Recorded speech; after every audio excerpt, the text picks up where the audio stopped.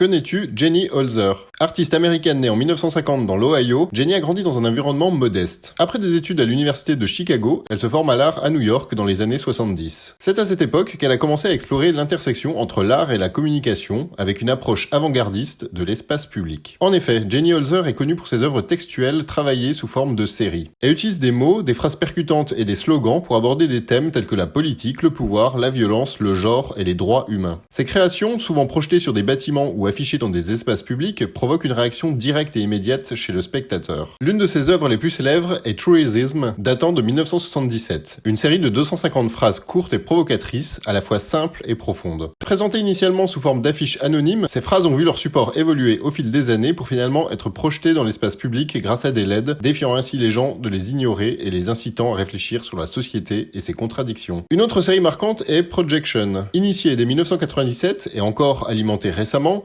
Jenny Holzer réalise des projections lumineuses sur les façades de bâtiments importants dans des villes du monde entier. Un fort contraste est alors créé entre le message et le lieu. En effet, projeter des messages sur des lieux symboliques du pouvoir comme des ministères ou des places publiques devient une manière pour Holzer de remettre en question ses institutions et d'inviter le spectateur à une réflexion critique sur le rôle du pouvoir, de la culture et de la société. Les projections, par leur caractère éphémère et leur installation souvent nocturne, invitent également à une sorte de moment de pause, une confrontation furtive et intense avec des idées puissantes qui surgissent dans un environnement quotidien. Ainsi, Jenny Holzer possède une capacité à rendre l'art accessible et engageant en abordant des thèmes sérieux. Son travail continue de poser des questions essentielles. Comment l'art peut-il changer notre perception de la réalité sociale et politique? Quel est le rôle de l'artiste face aux enjeux de pouvoir et de contrôle dans notre monde moderne? Donnez-moi votre avis en commentaire et n'hésitez pas à liker et partager la vidéo si elle vous a plu. À bientôt!